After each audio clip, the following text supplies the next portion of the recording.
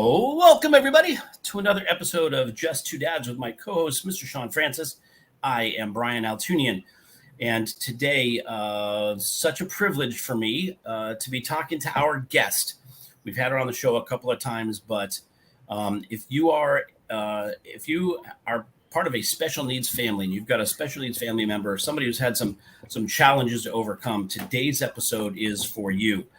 This conversation is going to be enlightening and inspiring, and if anything, it's going to give you hope that day of diagnosis is not the end. It's just the beginning and something to go from. So I'm very excited to be talking to our guest. Her name is Jo Quinones. I know her as my oldest daughter, and I'm really excited to share this episode with you here on Just Two Dads.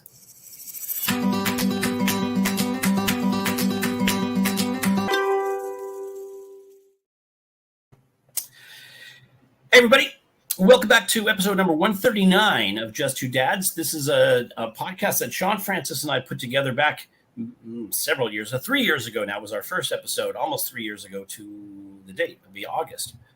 And we decided to do this to have a conversation because we kept meeting some really interesting folks who are serving the special needs community and those families who have issues, family members who have need certain accommodations, need certain additional help in certain areas.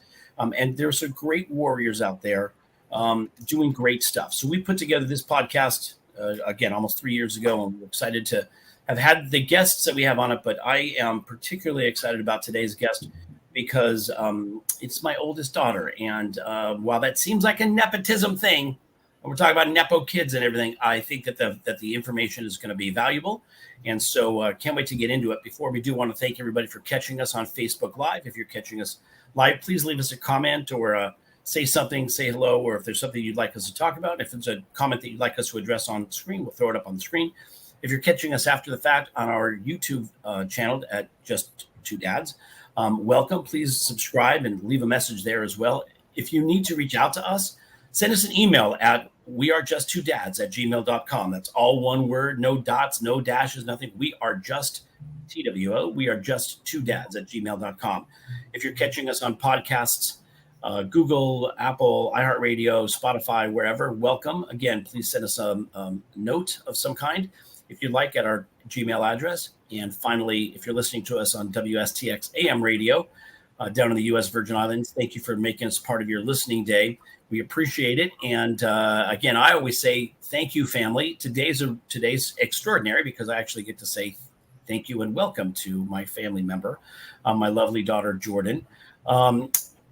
This has been we're going to throw it over to Sean here just a second, but I just wanted to acknowledge this has been a couple of weeks of mixed emotions.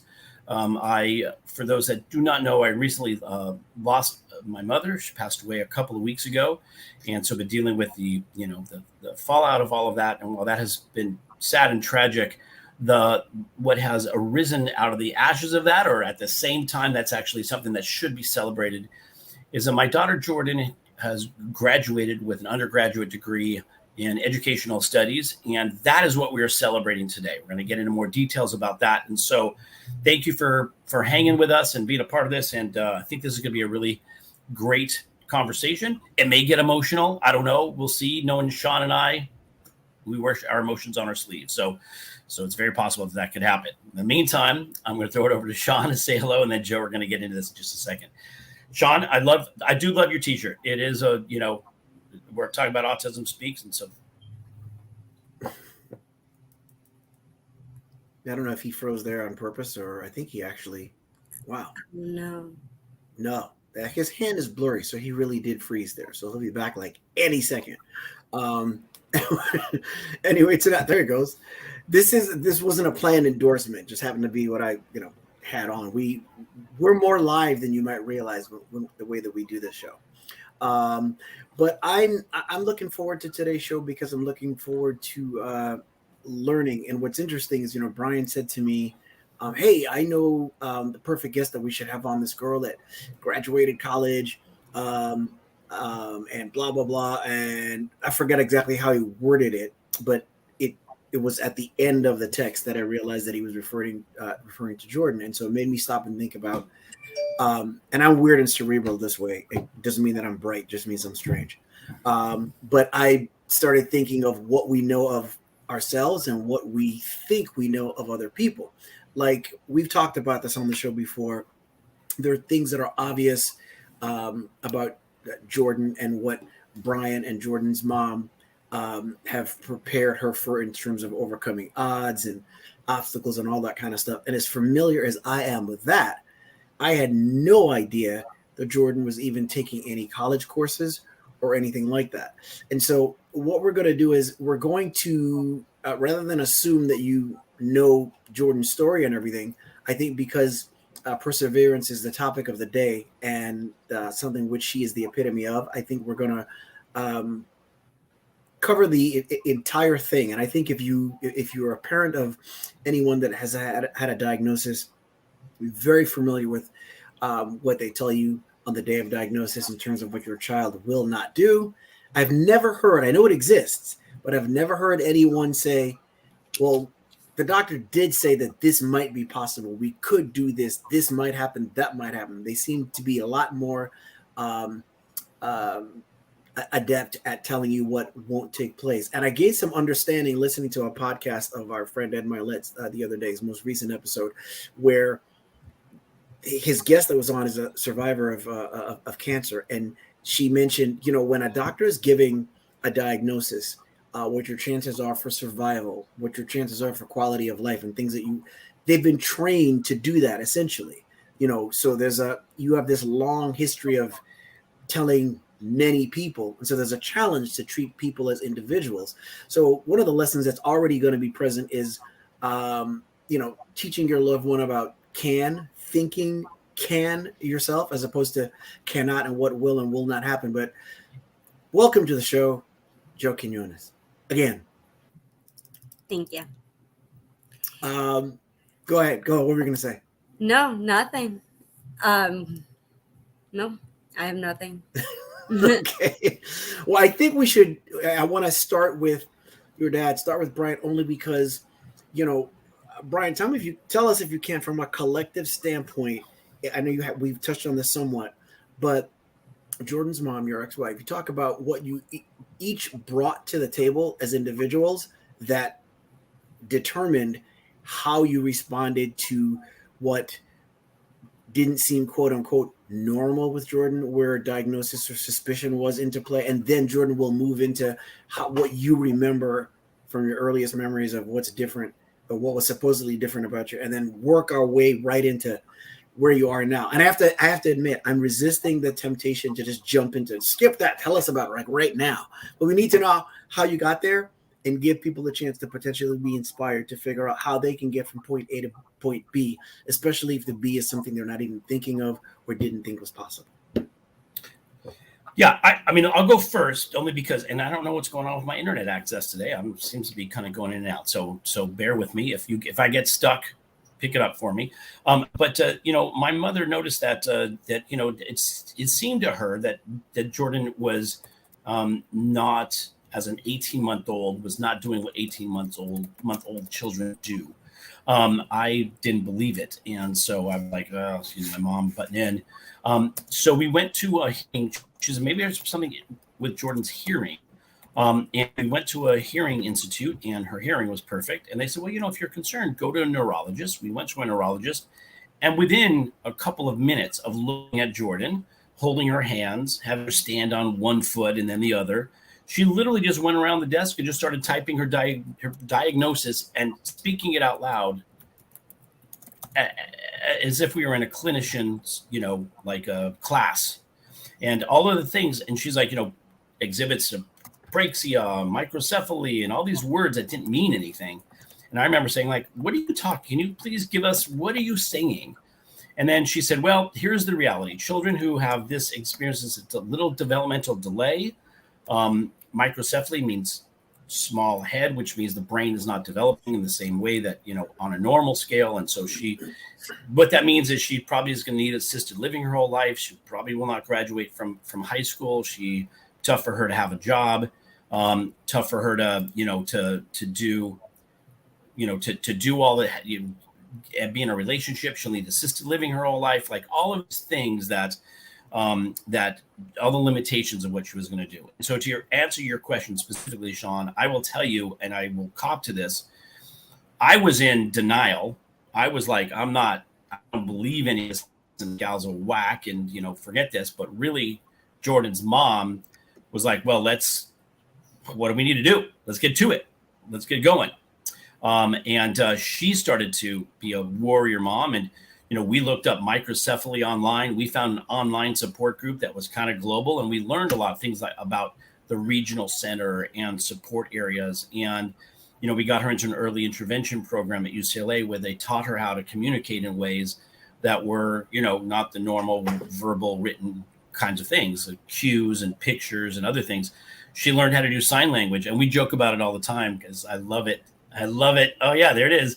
She would end every sentence with what her favorite signs were, which was, do it again, Joe. I don't remember. I think it's cow, duck, and then like pig.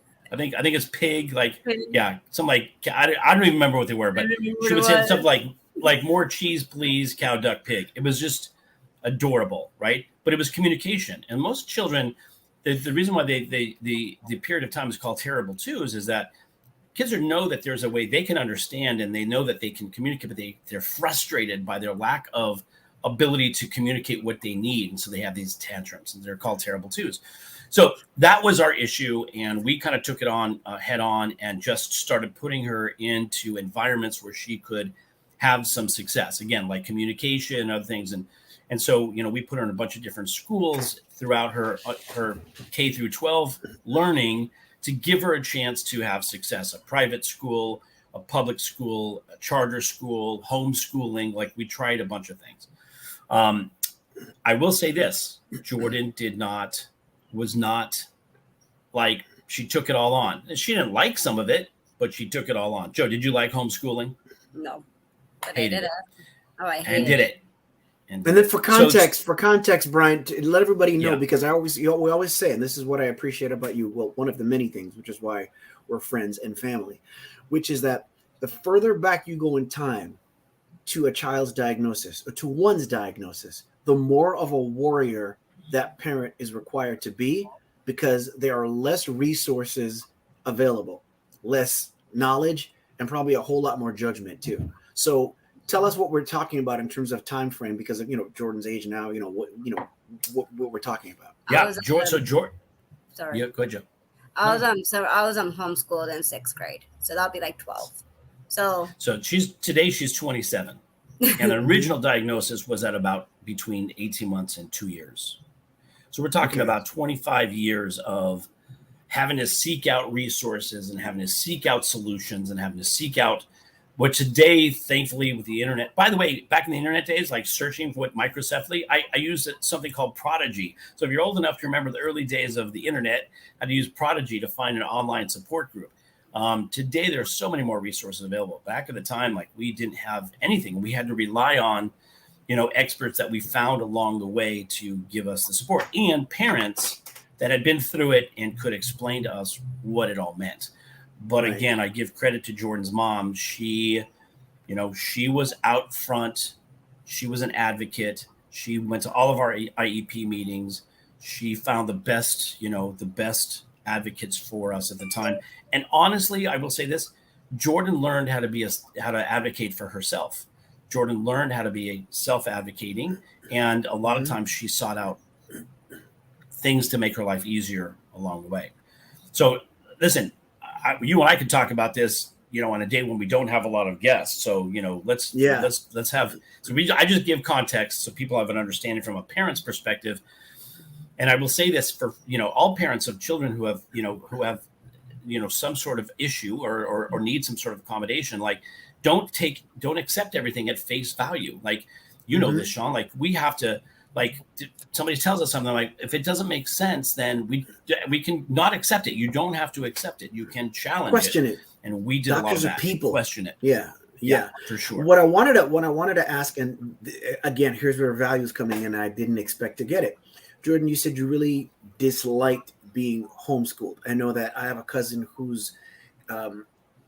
has I think 5, maybe 6 kids, and one of them is on the spectrum, and he's now 20 or 21, but all of the kids were homeschooled. So for anybody that's thinking about that, from your perspective, from what you remember, tell us what you did not like about being homeschooled. Okay. I did online schooling now. So there's two different things. So when you're in middle school, like the first year of middle school, you want to be with all your friends. I was in a tutoring center doing online school. So it was a very different thing. Like we got somebody from New Orleans who I didn't really know. Like my homeschooling wasn't at home. So it was a very different setting than being at home on a computer. I was in a tutoring center for a full day, and it was not the greatest, but so that was then. Now I did online college and loved it because now I can go to work full day and then go home and do homework, but I made my own schedule. I would definitely, and COVID hit.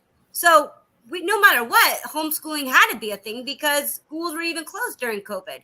So I actually fell more in love with it because it was more convenient then because you had to be home no matter what we liked or not liked about it. So I would say in the school districts now, I would say homeschooling is a better option only because there are more needs of being a teacher. And I would love to be teaching online because it's a better situation compared to going to school because the school districts now are very different now than it was back then when I was in school. So I would advocate definitely if you want to be staying at home, if it's easier for you and your lifestyle, yes, I would definitely advocate. So to your point, back in the day, right, in 5th, 6th grade, social, what's missing when you're homeschooled or one-on-one schooling is the social aspect of school, which is more important, when you're in middle school and you're younger.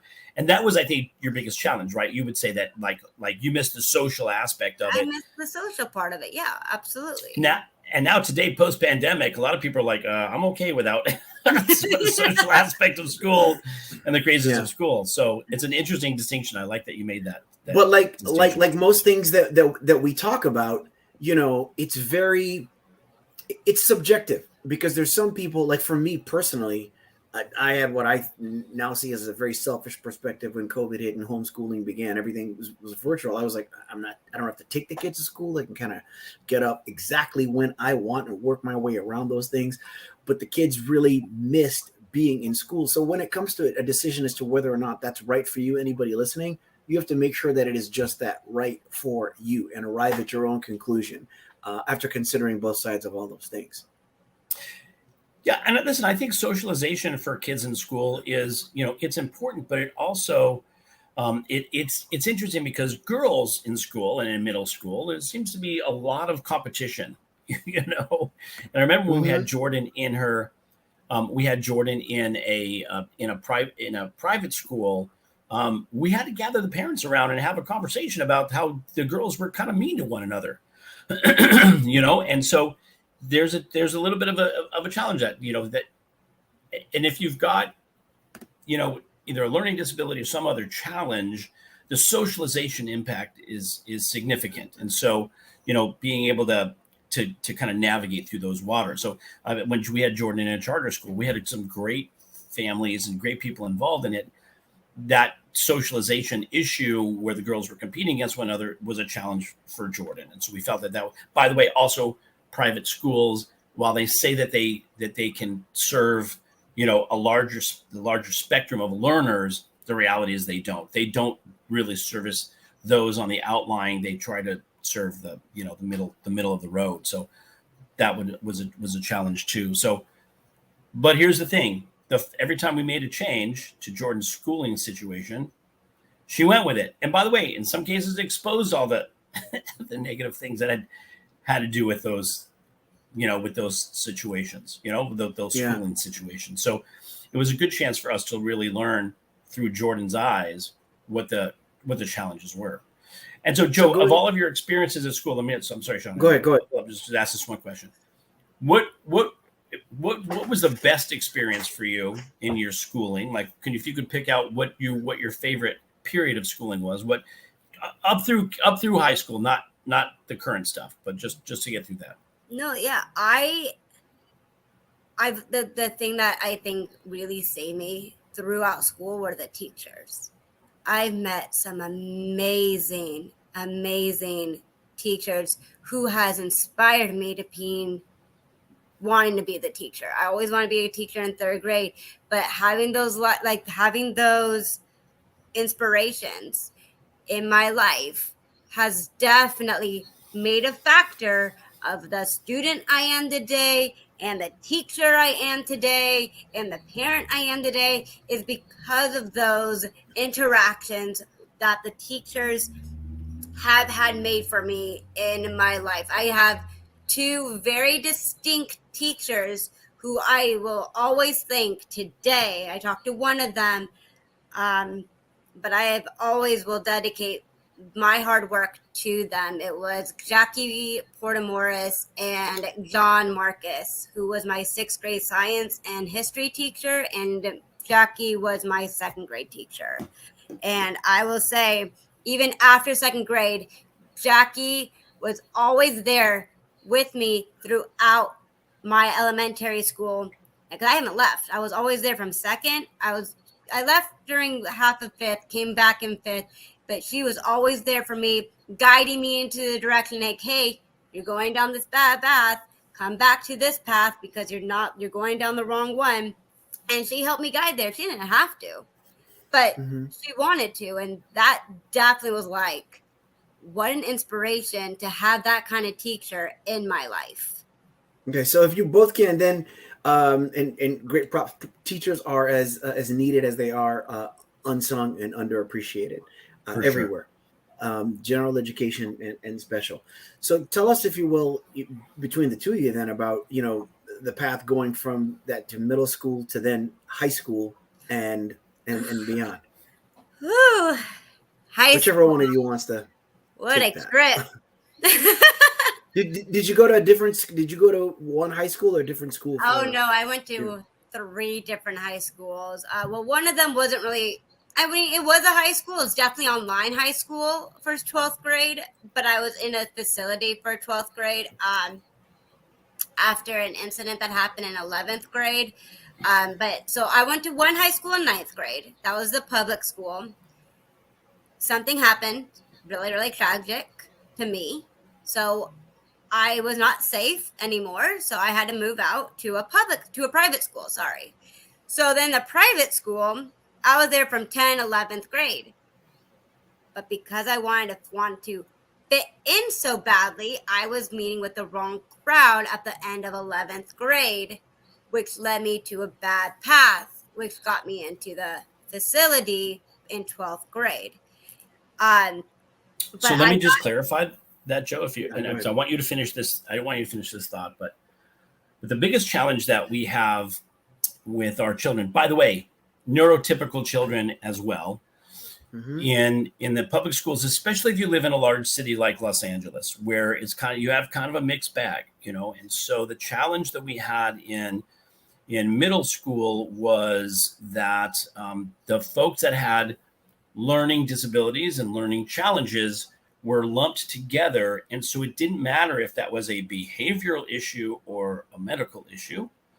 Right. You were put in the same group. So a lot of times, so for parents who have children and you're thinking about trying to mainstream your child, the biggest challenge you have is safety and security for your child.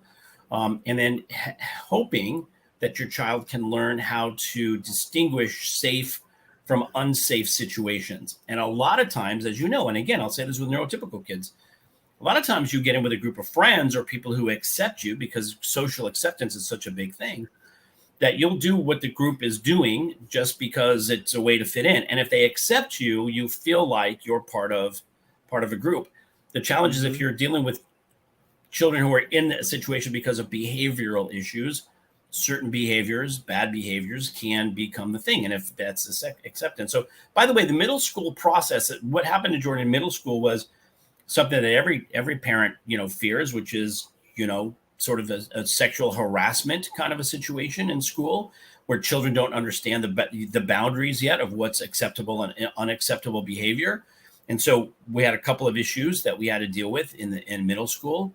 And then in high school, that we had a couple of different options of places to go. We put her in a school that was for children that had, learning issues. It was specifically a school that dealt with folks that had special needs, but also included people who could not be mainstream. Sometimes you'd have people who would go away into a program like an Outward Bound and then come back, and rather than going to a mainstream school, they would come into this environment. And so again, you had smaller classrooms, more focused teaching time, but you'd also have kids that were mixed in that had behavioral issues, as well as those who were having learning issues. And so our biggest concern as parents were, can Jordan distinguish a safe environment from an unsafe environment? And as she was getting older, and what happens is our children get older and hormones kick in and other things happen, our concern for her was more about her safety and being able to distinguish that between good and bad environments. And so when we say we put her in a facility, we put her in a program that was all women, and it was a small facility in Utah with a small group of girls. They learned, about environment, accountability, self-advocacy, a lot of that stuff. Also a tough environment to be in, but a safe environment, at least from our perspective. And so, Joe, I'm sorry that I I just sort of gave context, but I just want, when people say, oh, it was in a facility, it was a program that was designed to help people with learning challenges, or they couldn't be, for whatever reason, being in a mainstream school was not an option, right? For a whole variety of reasons. And without getting into any details, there are some, famous folks who have been in a situation that was very high profile and very public.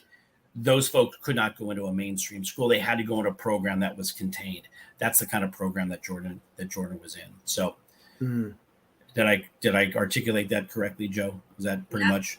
I know I'm speaking a lot for you. I don't mean to. That's just the life that I just don't like to relive, because it's always been in my mind. It's just, it's just the past that I just rather not keep revisiting, but it's always going to be in my mind. So it's just always disturbing to always hear about it. So considering that in terms of moving, then that's 11th grade, right? Oh, 11th and 12th. 11th and 12th. All right. So then tell us about then 12th and like graduation. Like, you're always thinking, like, we're kind of thinking right now, like, we have one program in mind for Elijah. He's going into 12th grade next month, which is still insane to think of. But the thought is always, okay, what happens after graduation? And what kind of conversation did you guys have? Especially, we can't contain ourselves. Jordan, like I said at the beginning of the show, Jordan graduated college. I didn't even know she was taking college courses. Upon getting into, 12th grade, are you thinking, let's get through 12th grade and we'll see what's possible after that? Or are you thinking about what you're going to do after that? No, I just wanted to get out of that facility. That was just my thing in 12th grade, was let me just do whatever I can to finish that school, because I didn't care about the facility anymore. I just cared about finishing my degree to get out of there.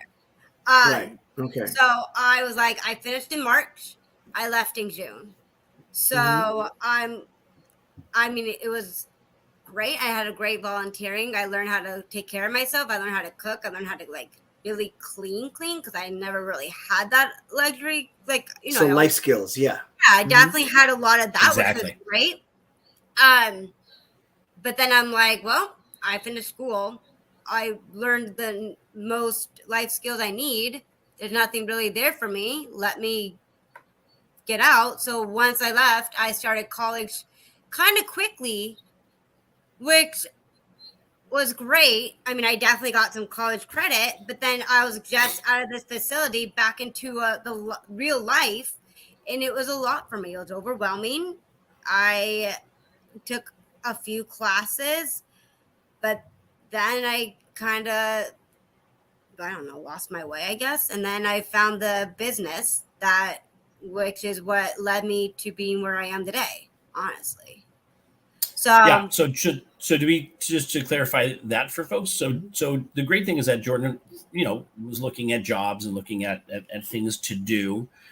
Started selling knives for Cutco. A lot of Cutco likes to recruit kids out of high school and give them an opportunity. And by the way, if anybody has purchased a Cutco knife, first of all, lifetime warranty. I'm not selling Cutco, but the great thing about it, amazing about it, is that she was able to sell $3,000 sets of knives. Like and so I had just started the financial services business, the one where I met Sean Francis, and I was listening to Jordan sell her Cutco knives, and I thought, my gosh, this girl can sell anything. First of all, we haven't even done it proper service. Like, you're so outgoing and gregarious and loving, and you smile a lot and you laugh a lot, and there's things about you that are just so endearing. People love to help you and love to do things with you, for you. And so I had said to you, hey, why don't you, come to this business with me and help me, sell like insurance products and financial services and that type of thing. It requires a license, by the way, requires a license by the state that you're in. And so Jordan started to study for that. And the thing about that environment was, it was a great family environment. It was great. It was great to get support. It was great to feel like there's additional family there. And that's what was really amazing. And actually, it's what led Sean and I to begin this path of serving the special needs community. Because I had said to Jordan and one of our other teammates, if you can find your community that you can serve, it makes it easier for us to do the things that we do. And Jordan's like, well, what about my community, Dad? And that's when we started to look at offering financial products and services to the special needs community and those families. And then we met Sean. I knew Sean had a son on the autism spectrum. And so we said, Jordan and I were like, how do we put this thing together? Let's do this thing. I'm like, oh, I don't know if Sean's been here a long time. Let's talk to Sean about how he's done this. And so that began our foray into serving the special needs community, and which led to this podcast. So Jordan, like, you really were like the inspiration for all the work that we do now with special needs families, and the instigator of this podcast and everything that we do in special needs. So and it's evident of the impact that you have on people, which is why I love it so much. So you did that for a little while, a couple of years, and then you moved to upstate New York. And we could talk about the insurance stuff, but we don't have to. We can move into that. Sorry, I didn't mean to cut you off. You do. That did start the perseverance. That did start for sure. Really the whole conversation of perseverance and going back to college. Because you had to study. You had to study for that license, right? And you had to pass the exam. And I took it, X amount of times, but I did it. I never gave up. And I'm like, wow, this really opened my eyes to, if I could do that, I could do anything. Like, it really opened up my world. 100%. Yeah. By the way, to your point, it doesn't matter how many times you take the exam. If you pass it, you pass it. Right? If you got, they required you to get 60%. If you got 60% or you got 99%, the certificate was the same. The license is the same. And so it didn't really matter. And you did not give up. And there were times that you missed passing it by one question or two questions, right? And so you did not give up. And that's where you got kind of the name Queen of Perseverance, because you didn't. And I love the fact that you're right. Like, that was the inspiration for you to go, if I can do this, maybe my dream of becoming a teacher and going and get my undergraduate degree and my licensing credential for being a teacher is possible. Right. So you moved back to New York, and what happened in New York? Because all of the things that the neurologist told you that you weren't going to do. Yeah. So I moved on to my own. Well, I moved out at 19, but I really got my very own first apartment in upstate New York. Back in May of 2018. Met my now husband in July. So actually, our 5 years. Where did you meet him? Where'd you meet him? At work in Starbucks. So you're working for Starbucks. So you're living on your own. You're working in Starbucks. Were you walking or taking the bus? How were you getting there? I was taking the bus. All right. But you got your driver's license at some point, right? Got my driver's license in September of 2018. And so you're none of those things are supposed to happen. Keep that in mind. Yeah. Right. So and then met somebody. I met somebody during work. Yep. So it was in July. Got my license in September. Moved him in, and then got engaged in March of 2019. It was very quick. And then it was like 8 years. Or no, sorry, it was 8 months. And then after that, I got married in June of 2020 in COVID. During COVID, And now, got married. So yeah, all of those things that we were told when you were 18 months old that you would never do, you did. And I started college. graduated high school, and then back up. You met him. He has a child. He does have a child. So you became a stepmom. Yes, I did. Yeah. And those are, so you're just talking about these things. So then the question, you can start asking yourself is, well, what else is there that you're going to accomplish that not only doctors said you couldn't, but what else are you going to accomplish that it just doesn't seem to make sense based on the things they thought you couldn't do? So there's so much inspiration and lesson in this for anybody that you're that's listening, whether you're catching us live or after the fact. Start to think about, well, what if? We always say that there's something that's so great to think about. You can say, how come and why me? And some things really constitute a question like that, depending on what somebody's going through. But when you start to just simply, they say what happens to us is important, but what's twice as important is how we respond to it and the value we put on it. So if you start asking things like, well, wouldn't it be great when? Wouldn't it be great if? Two of the most powerful words in human existence, depending on how they're used, are what and if. And these are the best examples of those being used appropriately to serve people. Joe, listen, I'd love to tell your story because people look at that date of diagnosis almost, I hate to use the term, almost like a death sentence. Yeah. Like what died is their dream of what they thought their parenting and what was available for their child. And sometimes that kills hope as well. And the great thing about your story, and one of the reasons why I love to share it, is your life is not like carefree. It's not without challenges. Like, you have challenges, right? But we all have challenges. We all have to overcome. As Sean says all the time, a special need is not really a need anything different than what we all need. Just in certain areas, we need a little bit more. We need a little bit more help and a little bit more support.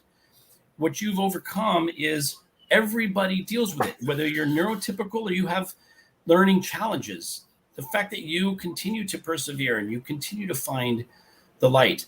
Just so you know, you being on this podcast today, after successfully completing you have a Bachelor of Arts in Educational Studies, it provides hope for people.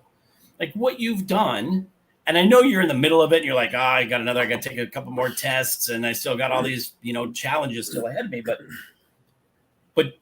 which is what I want you to keep looking forward. But just so you know, the path that you've just traveled is a path of hope for other people, because they don't know what is possible for their children. They don't know what their children are capable of doing other than what doctors have told them. And you've broken every barrier that the doctor put in front of us as a family. You've broken through all of that. And, I'm proud of you for the work that you're doing. And again, luckily, we talk every day, literally every day.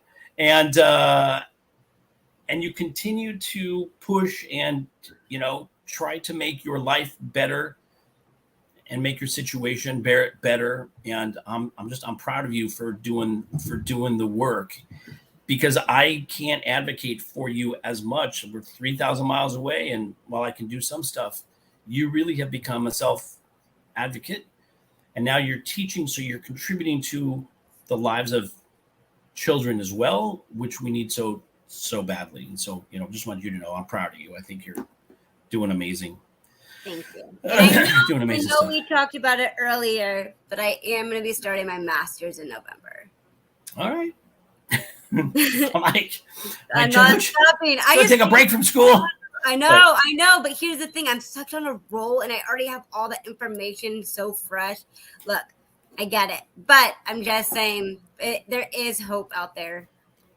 again, as a parent, I can only give you, input at some point. Like, you're an adult now and you're making those decisions. I'll support you, whatever you decide to do, whatever that looks like. So yeah, I'm proud of you, and because we've succeeded doesn't mean that we're still not dealing with certain challenges and having to overcome certain things. We all do, and our kids will do that, and it doesn't matter neurotypical or not. I still get calls from Jordan's sister Gabby, who now lives in Tel Aviv at the age of 24, and so she'll call me with challenges that she has, and she's so our kids don't overcome dealing with challenges.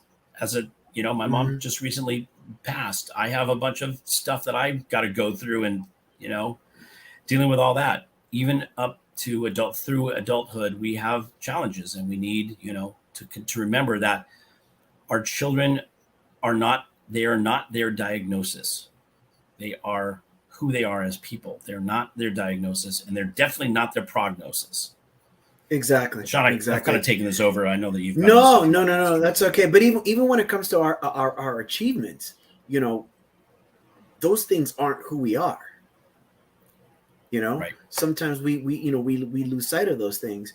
And Joe, I want to commend you also for being able to identify momentum, because it sounds like you're almost afraid probably isn't the right word, but you're kind of like, okay, so I've got this done. I don't want to put my feet up, let me give myself a little, clap and applause right here. But, it sounds like you don't want to necessarily, you're thinking of your masters, because you're like, I don't want to sit back, relax, and then have to start pushing the boulder up the hill again.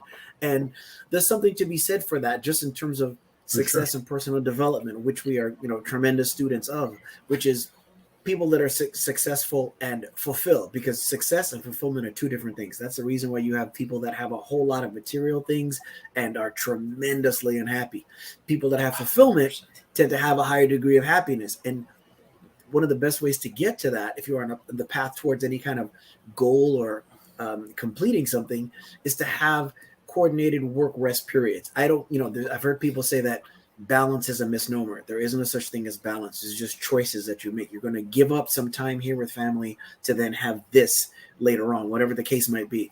But either way, you're talking about work, rest, balance. These are the times when you're going to focus at work. You rest long enough to acknowledge what you've done, but know that you want to accomplish more. So without sacrificing the things around you, as both a stepmom and a wife, then you're going to, zone right in and continue to get to that point. Now, this might be tough to answer because it's further down the road, but I can't resist asking because I'm just curious about it. What do you think you might want to do then after your master's? It's like, okay, I've broken the tape on that race. Now what's next? And if you don't know, there's no wrong answer for that. I'm just curious. Well, I'm actually thinking about becoming a teacher at the university that I'm going to school for. I want to help students like me, because if I could do that, I could be like, I've been in your shoes. I know what you're going through. I see what you're struggling in. Let's see how I can help you. Mm-hmm. So I would love to work in the same university, or I would love to, keep teaching that I'm doing now. I'm kind of already teaching as it is. So just keep going. But if I can go work in a university online, why not? Yeah, you could do that, and you could start something of your own, so to speak, because there's a lot of people that have courses. There's a lot of people in the personal development space that teach people about how to, they have programs to, you can earn a living sharing with people what it is that you know. And in those cases, they're talking about life experience. But if you're talking about life experience, credentials, and academia as well, having those three things, you could put a curriculum together that, and this is just me talking off the top of my head, that helps people get from point A to point B. And those are things that can be broad, that inspires people that have diagnoses and things that they're not supposed to be able to overcome. But then there's also inherent value in someone that is quote unquote neurotypical and trying to accomplish something that they thought they couldn't do. Yeah. I mean, it's definitely doable. If you put your mind to it, if anybody puts their mind to it, no matter the disability or not, you can always achieve it. You just can't quit. because that's definitely. quitting is not going to take you anywhere. Trust me. No.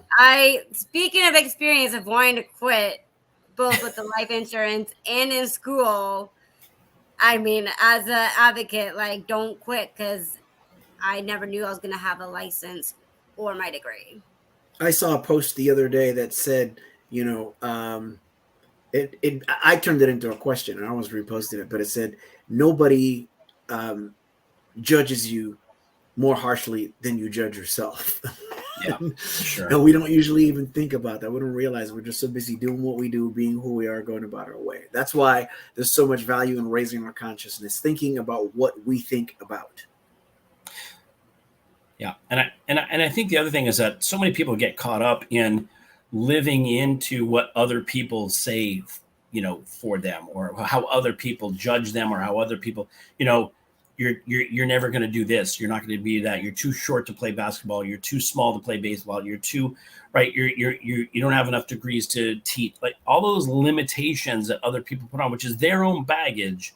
Mm-hmm. A lot of people will live down to that level because they don't believe that they're capable of doing anything. Some people will live into their diagnosis, and that doesn't define you. And I think that one thing, I love about, where Jordan's been is that all of her accomplishments. Listen, when I turned 50 years old, I put a list together because I did a big party and all the 50 things that people don't know about me at 50 years old. And I was thinking about all the things that I had done at 50. Jordan's got a list of things that she's done at 27 that, kind of make mine look like, a joke.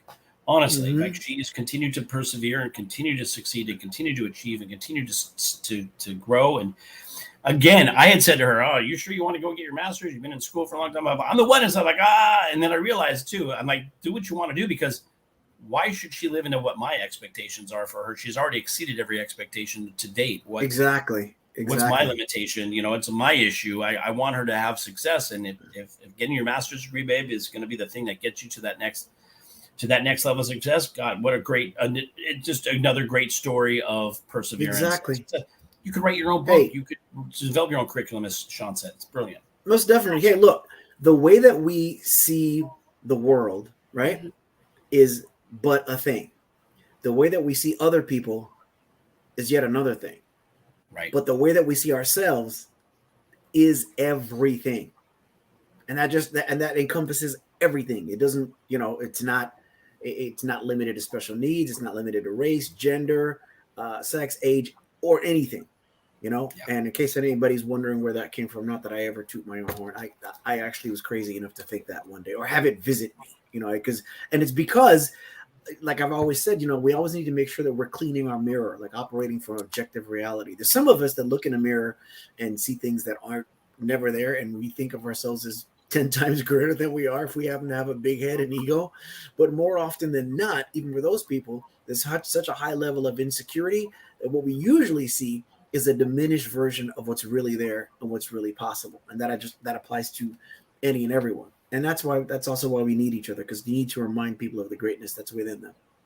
Yeah, I was thinking to piggyback back on that. Like, I think other perspectives that they had for me, I think motivated me more to being like, that's what you think of me? Let me prove to you that I'm different, or I'm not the way you think, and to prove to myself that I can do it, because I had a lot of doubt.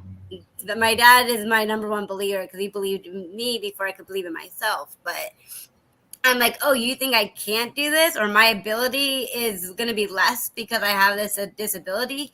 Then let me prove to you and surprise myself that I can do it, because I never thought I was going to have this degree. I really didn't. That's kind of why I had to get my bachelor's in study, because I didn't think I can actually handle getting my license. Then now that I can prove it to myself, I can get my degree. That's why I need to go for a master's, to get that license, to be a teacher, even out of New York. I can do it now anywhere with that license. That's where I was reaching for that master's. So not only can I teach in New York, but once I get that license, I could teach anywhere. Yeah. Mm-hmm. That's my fantastic goal, is to travel while I'm so I love it. And as we say always at this point in the show, we're like, Jesus, this hour goes by so fast when we're having such a cool conversation. Sean asked all of our guests this question. I think we've asked it to you before because you've been on our show before, but I don't think with the kind of impact that today's episode carries with it. So we're going to ask you this one again. So if you've already answered, or maybe you have a different answer for it today, Sean, go ahead and ask Jordan the question that we ask at the end of the episode. Because I want to hear it. Yeah, especially in this context now, after today's conversation, our ability to change the world is always dependent upon our willingness or our ability to change ourselves. So based on that, and considering the conversation we've had today and everything you've been through, give us just one example of a thought or a belief that you once felt really strongly, but now no longer believe to be true. Damn. I mean, I think everything. I think that I didn't believe in getting my license or my degree. That's no longer a story. That's no longer true, or that's no longer my truth. I could literally put my mind to literally anything, and I know I can accomplish it, because if I haven't been able to accomplish the last two biggest things in my life, then what good was that for? I love that. I love that. That's fantastic.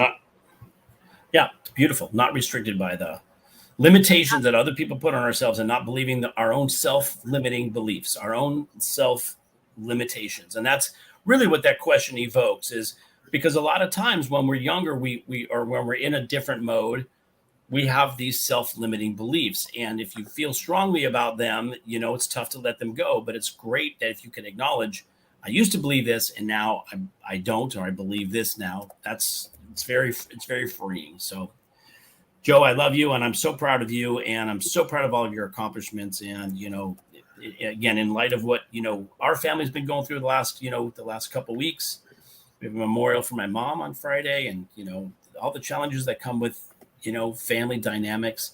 I'm proud of you for what you've done. And by the way, your success and your accomplishment is definitely something to be celebrated. I definitely don't lump it in with, the passing of my mom. They're not the same thing. They just coincidentally happened around the same time. But your success and your accomplishing your degree stands alone, and is something to be celebrated. And so we're going to do our best to celebrate that as much as we possibly can. So just know that. And I'm proud of you. And as we're wrapping up our episode today, thank you, by the way, for giving us the time and for doing this, again, at this particular time. And I always tell people, today, always, love and empathy is something that we need. If you see a situation that you don't quite understand, don't be judgmental. Have some empathy. You don't know what the person's going through. And if you look at the world through lenses of love, that you are going to have an amazing experience of life itself. So love everybody, and have some empathy. And Joe, I love you so much, and thank you for being on here. And I'm going to throw it over to Sean to close us out. But thank you, babe. Thank you. Love you. Thank you so much for the time, Jordan, and for the lessons. Want to thank everyone for tuning in. Again, whether you're doing this live or catching us after the fact, want to encourage you to support Billy Footwear, which is a company that creates adaptive footwear. They're one of our sponsors. Billy is an amazing individual. You click on the link that is on the screen, and you will also get a 10% discount. And remember, again, questions are more powerful than statements. We should remain curious. We should try to be more childlike, unless childish. The best of us, we're as close to perfection as possible when we're born. As we get older, we tend to drift just a little bit. So try to hold on to that innocence as much as you possibly can. And remember that everybody needs the same thing. Everybody needs to be seen, needs to be heard, needs to be loved, and needs to know that they matter. And wherever you are within the sound of our voice, thank you so much, and we love you. We love you. I love you, Joe. Love you.